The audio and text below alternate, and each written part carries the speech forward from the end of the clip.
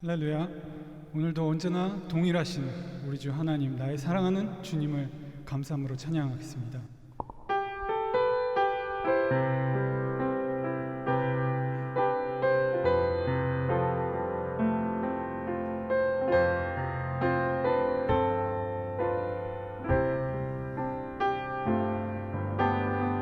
사랑하는 나의 아버지, 이름 높여드리니다.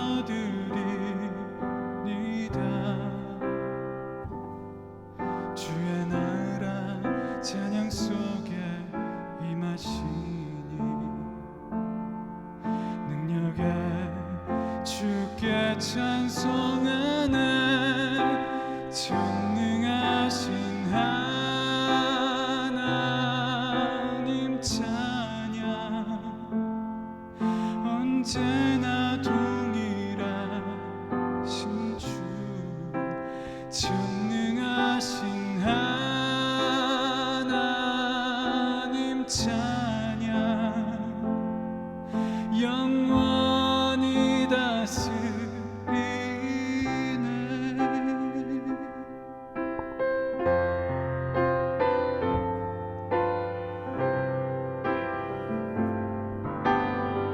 사랑하는 나의 아버지, 이름 높여드리니다.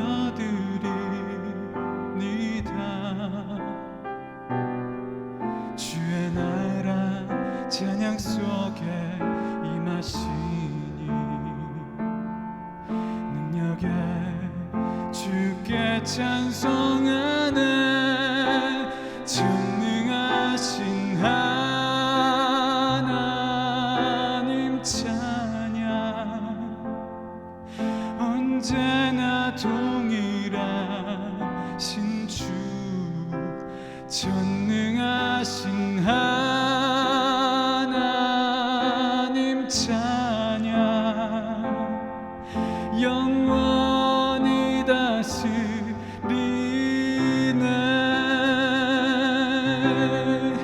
나 주의 이름 높이리,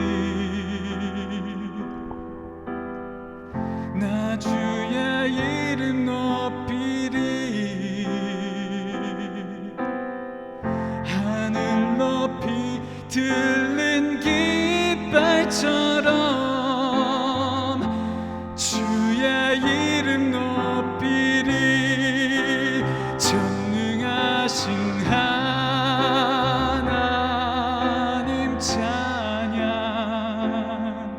언제나 동일하신 주, 전능하신 하나님 찬양, 영원히 다스리네.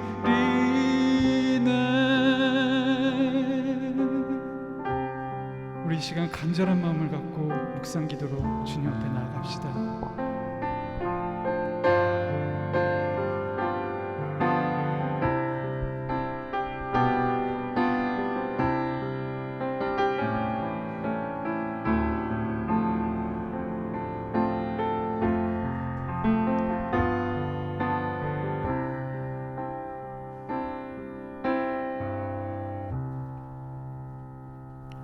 다 함께 기도를 드리시겠습니다.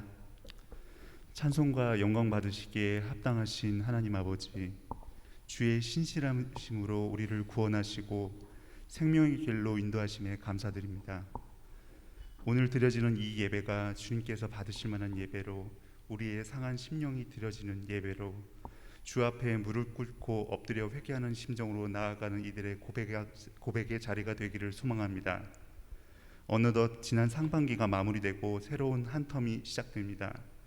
되돌아보면 한 해 동안 지금껏 놀라운 많은 일들이 있었지만 문득 까마득하게 느껴지고 숨가쁘게 달려온 것만 같습니다.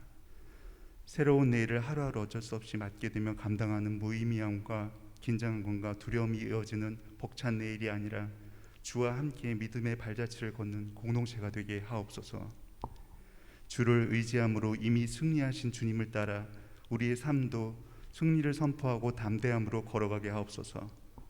주께서 베풀어 주신 은혜를 기억하고 날마다 빚진 자의 심정으로 거룩한 산제사를 드리는 우리가 되게 하옵소서. 주께서 주신 말씀을 지켜 사랑으로 온전함을 이루게 하옵소서. 이러한 시기에 더욱 그리스도인으로서 성숙한 믿음의 자세와 인내의 모습으로 세상을 감당할 만한 은혜를 허락하여 주시고 복음의 참 일꾼으로 나아가게 하옵소서. 섬기는 이들의 수고가 많습니다.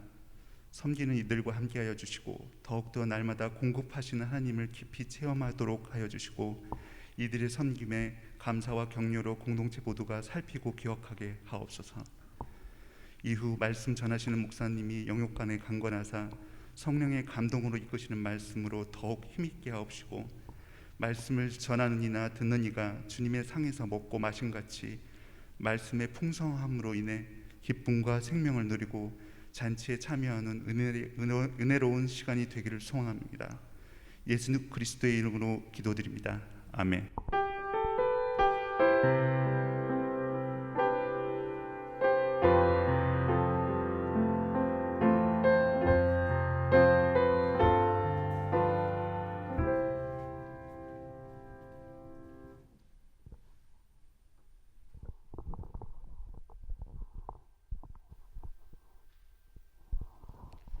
하나님의 말씀을 낭독하겠습니다. 신명기 5장 2절에서 6절입니다. 우리 하나님 여호와께서 호렙산에서 우리와 언약을 세우셨나니 이 언약은 여호와께서 우리 조상들과 세우신 것이 아니요 오늘 여기 살아있는 우리 곧 우리와 세우신 것이라. 여호와께서 산 위 불 가운데에서 너희와 대면하여 말씀하시매 그때에 너희가 불을 두려워하여 산에 오르지 못하므로 내가 여호와와 너희 중간에 서서 여호와의 말씀을 너희에게 전하였노라.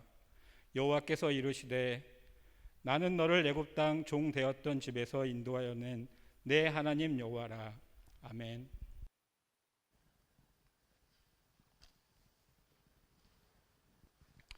우리가 십계명 그리스도인이라고 하면 사도신경하고 또 주기도문하고 그다음에 이제 십계명 정도는 다 외우고 있는 걸로 그렇게 알고 있는 우리 신앙의 아주 굉장히 중요한 기준, 어떤 표준이 되는 그런 중요한 말씀입니다. 중요하지 않은 말씀이 없지만 그래서 이제 한 12주 동안에 걸쳐서 십계명을 가지고 우리가 이제 GBS도 하면서 이 십계명이 과연 누구를 위해서 왜 주어졌으며 우리는 이것을 어떤 태도로 어떤 이유 때문에 이것들을 지켜야 하는 것이고 이것을 지킨다는 것이 과연 우리 신앙과 삶에서 어떤 내용이나 위치를 가지고 있는 것인가, 이런 것들을 좀 하나하나 살펴보려고 하는데 오늘은 아주 큰 서론, 십계명을 하나하나 뜯어보기 전에 이 십계명을 주신 하나님과 그분의 백성이 된 이스라엘과 이런 어떤 큰 서론 같은 것, 그 개요 같은 것을 좀 한번 해보려고 합니다. 오늘 우리가 세 가지를 좀 기억해야 한다고 생각합니다. 그 PPT 한번 좀 띄워주실래요? 첫 번째 뭘 기억해야 하냐면 십계명은 언약으로 체결된 계명이라고 하는 걸 기억해야 합니다. 언약하고 계약이 뭐가 다를까? 여러분 전세 계약하는 거 주인을 존경하지 않아도, 집을 빌려주는 주인을 존경하지 않아도 얼마든지 전세 계약이 가능합니다. 그 다음에 세입자를 우대하려고 세입자를 사랑해서 집을 빌려주지 않아도 됩니다. 그냥 순전히 경제적인 이익을 보려고 빌려줘도 됩니다. 중요한 건, 계약에서 중요한 건 뭐냐면 그 써있는 대로 문제가 되지 않게 지키느냐 안 지키느냐 하는 것입니다. 관계, 태도, 자세, 앞으로의 발전, 이런 거 하나도 중요하지 않습니다. 그냥 지키면 되는 것입니다. 근데 언약이라고 하는 것은 그렇지 않습니다. 언약의 대표적인 게 우리 결혼할 때 서약하는 거, 그걸 왜 서약이라고 말을 하는지 모르겠는데 사실은 언약이라고, 결혼 언약이라고 얘기를 해야 되는데, 언약, 그게 아주 대표적인 것인데, 예를 들어 그 남편으로 맞이한 남자가 회사에서 실직당하면 이혼하고, 그 다음에 연봉이 좀 떨어지면 그때부터는 구박하고, 그 다음에 그런 조건을 가지고 결혼 생활을 하는 게 아니잖아요. 이 관계, 사랑, 그리고 이 두 사람의 삶의 어떤 그 가치, 이런 것 때문에 다른 소소한 약속들이랄까, 다른 소소한 사항들을 지켜나가는 거, 그게 언약입니다. 그러니까 계약과 언약에서 아주 중요한 차이는 뭐냐면, 계약은 관계나 뭐 태도 이런 거 아무 상관없이 그게 지켜지면 되는 것이고, 언약은 그게 지켜지느냐 안 지켜지느냐가 중요한 게 아니고, 사실은 왜 그걸 지켜야 하는 관계가 무엇이냐, 둘의 관계가 무엇이길래, 언약한 당사자들의 관계가 무엇이길래 그것을 지켜야 하느냐, 그게 훨씬 더 중요한 것이죠. 예를 들어 결혼을 진짜 계약처럼, 무슨 전세 계약처럼 생각해가지고 그걸 나름 지킨다고 열심히 지키면, 오히려 그 지키는 모습을 본 상대방이 훨씬 더 기분이 나빠지는 그런 지키는 모습도 있다는 겁니다. 그걸 알아야 해요. 오늘 하나님께서 우리에게 주신 이 말씀을 보니까, 이 십계명의 초입부, 십계명을 이제 막 주시는 그 초입에서 하나님께서 이 계명이 언약으로 주어진 것이다 하는 것을 분명히 말하고 있는 거예요. 그러니까 하나님하고 나의 개인적이고 인격적인 관계가 어떻게 되든 간에 내가 그냥 이거 지켜내 보겠다라고 해서 지키면 이건 아무 소용이 없는 것입니다. 남편이 내가 늦지 않게 돌아올게, 늦지 않게 집에 오는 것은 당신을 사랑해서야 라고 하는 것이 아니라, 내가 얼마나 성실한 사람인지를 앞으로 30년 동안 당신한테 보여주겠어, 절대로 1분 1초도 9시에서 늦지 않을 거야 하면, 이거는 어떻게 보면 아내를 굉장히 모욕하는 것일 수가 있거든요. 그러니까 오늘 이 십계명을 이제 앞으로 우리 12주 동안 우리가 묵상해 나갈 때 제일 중요하게 생각해야 되는 건 뭐냐면, 이게 언약으로 주어진 말씀이라고 하는 것입니다. 언약으로 주어진 말씀. 그냥 무조건 지키면 하나님이 점수 주고 복 주는 게 아니고, 왜 이것을 지키고 싶어지도록 하나님과 어떤 그 인격적인 관계가 수립이 됐는가, 성립이 됐는가, 그거를 처음부터 끝까지 꽉 붙들고 이 계명들 하나하나를 생각을 해야 합니다. 근데 우리가 이 그 하나님께서 이 십계명을 십계명을 언약으로 주셨다라고 할 때, 하나님과 이스라엘 백성, 뭐 우리가 영적인 이스라엘이니까 그냥 편의상 우리라고 할 텐데, 하나님과 우리의 관계가 맺어지는 그 가장 중요한 포인트가 무엇인가? 그게 바로 6절에 나옵니다.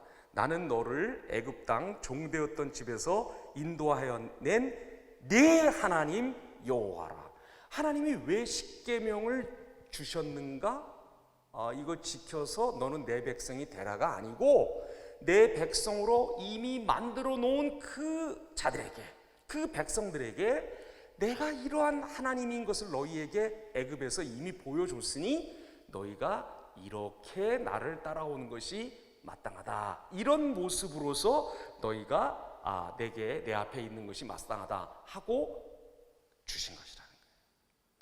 그러니까 십계명을 지켜야 하는 가장 큰 이유는 뭐냐면, 이게 아주 뛰어난 도덕률이어서, 이게 아주 뭐 세계 하나밖에 없는 윤리 체계여서 이거를 지키면 병에 안 걸리고 장수하고 이 땅에서 잘 돼서가 아니고, 왜 이 계명을 우리가 특별히 이런 때에 다시 꺼내놓고 이걸 생각을 해야 하냐면, 하나님이 우리를 죄의 종된 데서 구해내시고 죽음의 절망에서 우리를 해방시키신 하나님, 자기에게 속하게 하신 하나님이기 때문에 이거를 이런 모습으로 하나님을 따라가야 한다 하는 거를 절대로 잊으면 안 된다는 거예요. 아까 말씀드린 것처럼 9시에 열심히 들어오고 돈 열심히 벌고 요리를 열심히 했는데 상대방이 너무너무 기분이 나쁜 거야.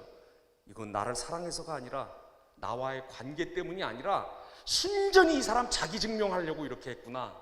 자기 성실하다는 거, 나 여기 솜씨 있다는 거, 그거를 입증하려고 나를 이렇게 실험 대상으로 썼구나 하면 얼마나 그게 기분 나쁘겠어요. 십계명도, 앞으로 우리가 볼 십계명도 하나하나 뜯어보게 될 텐데 그것도 그렇다는 거예요.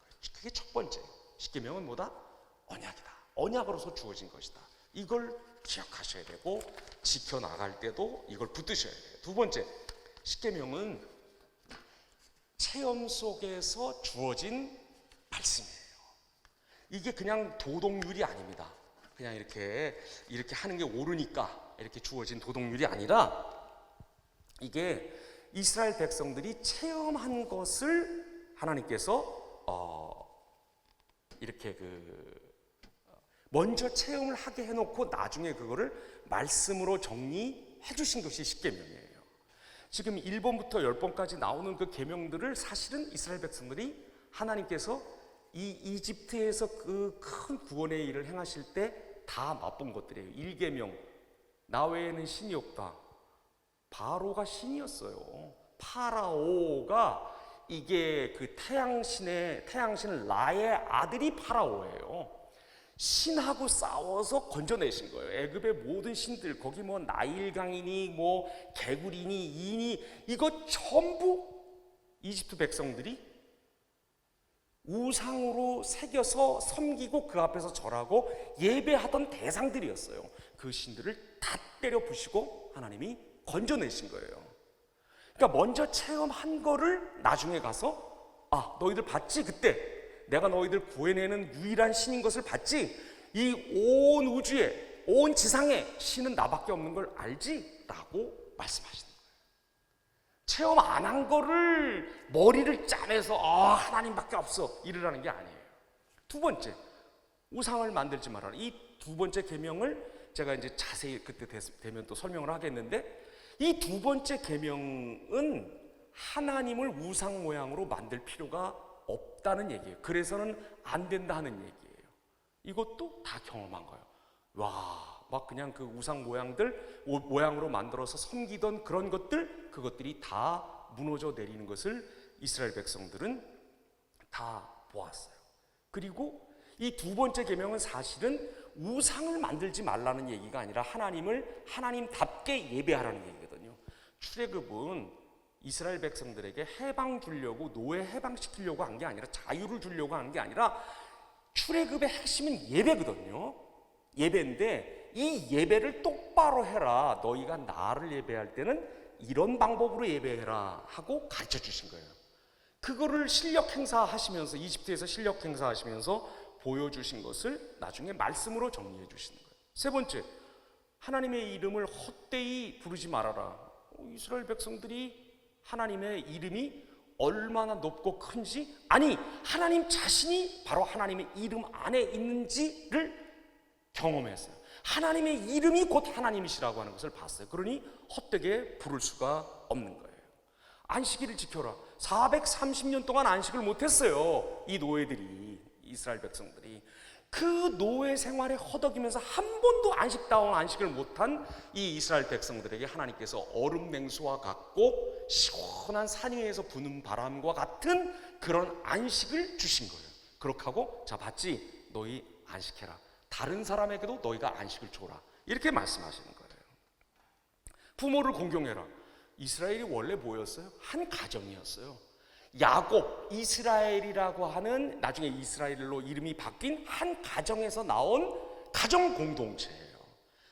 그게 유지가 되려면, 그 공동체가 신앙의 이름으로 유지가 되려면 부모가 잘났든 못났든 부모를 공경해야 돼요.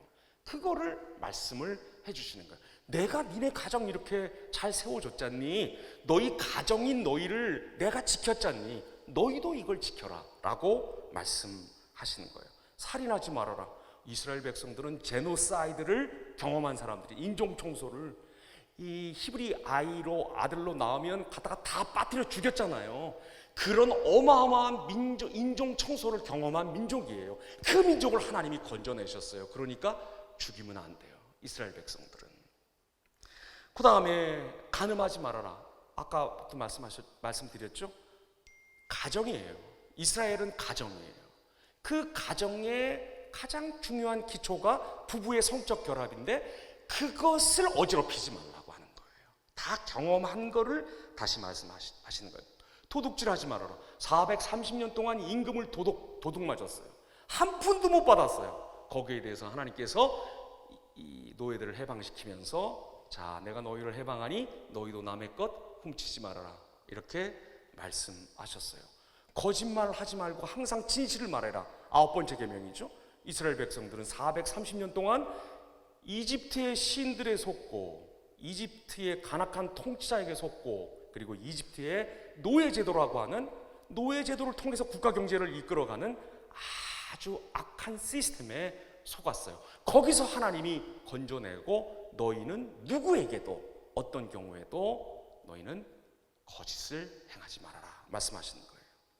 그리고 마지막 탐내지 말아라. 이집트 사람들이 이스라엘 사람들의 아내와 이스라엘 사람들의 노동력과 이스라엘 사람들의 집과 남종과 여종과 소와 나귀와 모든 소유를 탐냈어요. 그래서 착취했어요. 거기서 건져 주셨기 때문에 이스라엘은 이제 그렇게 하면 안 되는 거예요. 아셨죠? 먼저 구원받고 그 구원받은 것을 뒤에 설명해 주시는 게 십계명이에요. 이게 그냥 일반적인 도덕률이 아니에요. 무슨 윤리체계가 아니라 이스라엘 백성들이 이집트에서 경험했던 것을 하나님께서 너희가 이렇게 내가 너희를 이렇게 대우하지 않았니? 그러니까 너희도 서로를 그리고 남을 이렇게 대우해라 하고 주시는 계명이죠. 마지막으로 십계명은 은혜입니다. 이 참 이상한 생각들이 참 많은 것 같아요. 이 구약의 사람들은 십계명을 지켜가지고 구원을 받고 신약의 사람들은 예수님 십자가에 달려 돌아가신 걸 믿으면 구원을 받는다 그러는데 이거 아주 엉터리 같은 생각이에요. 십계명 자체가 은혜입니다. 왜 은혜입니까? 조금 전에 본 것처럼 십계명이 어떻게 주어진가요? 구원자 하나님과 구원받은 백성의 관계를 표시하는 것이기 때문에 이거를 지키면 구원받는다가 아니라 너희를 구원해 놓았으니 이런 모습으로 내 앞에 서라 하고 가르쳐 주신 것이기 때문에 그것대로 서 있는 거, 그런 모습대로 서서 살아가는 거, 이게 벌써 이게 은혜예요. 사람이 약해서 사람이 죄인이어서 그것을 하나님의 방법과 하나님의 마음으로 성령님을 의지해서 지키지 못해서 그렇지, 사실은 십계명은 아주 딱딱하고 골치 아픈 어떤 그 도덕률 세트고 지키기 싫어 죽겠는데 그냥 교회 나온다니까 할 수 없이 이걸 신약에서도 해야 되나? 이런 것이고, 우리 신약의 사람들은 이런 거 지킬 필요 없이 그냥 예수 믿는다고 말하면 된다, 또 죄 지으면 또 그냥 이렇게 회개하면 된다, 이런 생각을 해서는 절대로 안 됩니다. 신약의 우리도 구약의 이스라엘 백성들도 십계명을 은혜로 하나님의 언약으로 받아서 지켜야 하고, 특별히 신약에 들어온 우리들, 성령이 우리 가운데 계시는 우리 성도들은 더더욱 십계명을 잘 준행하고 이 안에 있는 뜻을 행해야 합니다. 말씀을 마치겠습니다. 여러분, 세상이 십계명을 안 지키는 것 같은데 사실은 세상이 십계명을 지키고 있습니다. 근데 우리가 지키는 것과 정반대로 지키고 있습니다. 하나님은 탐심을 품지 말라고 십계명의 10번째에서 말씀하셨는데 오늘날 세상은 탐심을 품으라고 가르치고 있습니다. 그 탐심을 크게 가지면 가질수록 좋다고 그렇게 얘기합니다. 그래서 뭐 세련된 거짓말쯤이야, 간 큰 도둑질쯤이야, 그거 다 투자며 법률이며 뭐 이렇게 다 카무플라치 할 수 있는 거라고 그렇게 얘기합니다. 능력 있는 남녀일수록 바람 많이 피우고 외도 많이 하고 그리고 이혼 많이 해야 하는 것처럼 그렇게 얘기하고 있습니다. 직접 가서 죽이지 않을 뿐이지 인격과 경제와 그리고 명예를 얼마나 많이 살해하는지 모릅니다. 부모는 능력이 있어야만 부모라고 인정하는 것 같습니다. 어디를 쉬면 도태되지 하고 말합니다. 그리고 무엇보다도 하나님 같은 소리 하지 말라고 말합니다. 십계명 안 지키는 것 같은데 십계명을 그대로 거꾸로, 그대로 정면으로 대치가 되게 행하고 있는 게 이 세상입니다. 여러분, 우리는 이렇게 사람들이 십계명을 거꾸로 지키며 살아가고 있는 이 세상 한가운데서 하나님께서 이스라엘 백성에게 주신 그때 그 마음 그대로, 그 율법 그대로, 그 율법에 나타난 하나님의 깊은 구원의 능력과 기뻐하시는 뜻 그대로를 받기로 하고 여기 서 있는 사람들입니다. 요즘 코로나19 핑계를 너무 많이 대는 것 같아요. 마치 그전에는 예수 잘 믿었던 것처럼, 교회에 열심히 나왔던 것처럼. 그런데 그놈의 코로나인지 코레라인지 뭐 그것 때문에 지금 이걸 뭘 못하고 있는 것처럼. 아이고, 죄송한 말씀입니다만 제가 저를 봐도 가소롭습니다.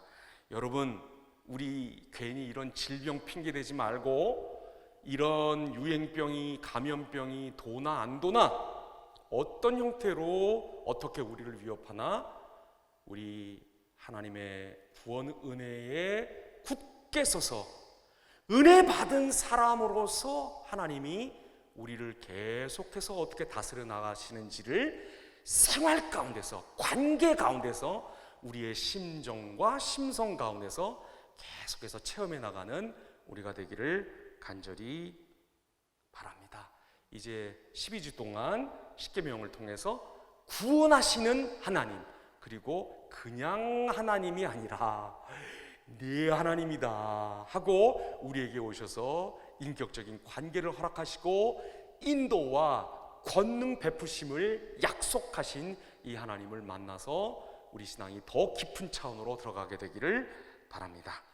말씀을 마치겠습니다. 우리 잠깐 한 1분 정도 같이 합심해서 기도하고 제가 짧게 마무리 기도하고 축도하고 오늘 예배를 마치도록 하겠습니다. 같이 한번 기도하십시다.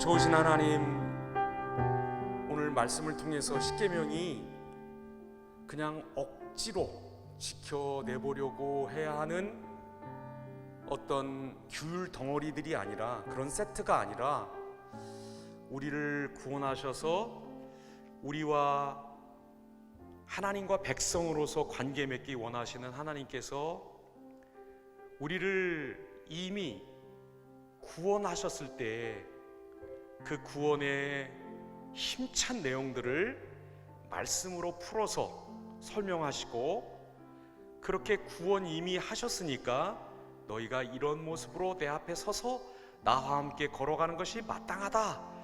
너희가 내 은혜를 계속해서 받아 나가면 이런 모습이 될 수밖에 없다 하고 주신 언약이고 세우신 약속인 것을 알게 되었습니다. 하나님, 십계명을 생각할 때마다 우리가 어디로부터 어떤 하나님 권능과 사랑으로, 은혜로 구원받았는지 더 많이 떠오르게 하여 주시옵소서.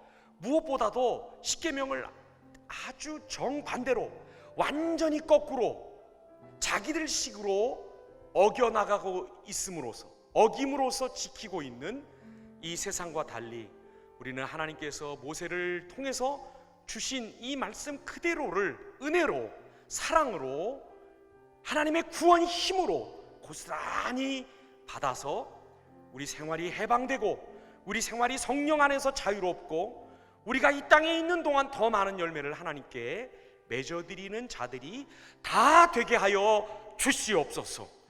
앞으로의 12주를 주님께 부탁드리오니 주여 오셔서 말씀 가운데 말씀하여 주시고 우리의 무딘 마음을 깨트려 주시옵시고 우리의 어리석은 것들 다 눈이 밝아지듯이 밝아져서 하나님께 새롭게 힘있게 전혀 다르게 순종해 드릴 수 있도록 도와주시옵소서. 이제는 우리 구주 예수 그리스도의 은혜와 하나님의 큰 사랑과 이 은혜와 사랑 가운데 살 수 있도록 우리 안에서 일하시는 성령님의 역사가, 특별히 십계명이 하나님의 어떤 언약이고 구원 능력이고 사랑의 표시이며 일어난 일들을 설명해 주시는 지침인가 하는 것을 깨닫고 다시 한번 삶을 향해서 하나님에 의해 파송받는 기도원 모든 지체들의 머리 위에 이제로부터 늘 함께 계셔 주시옵소서. 아멘.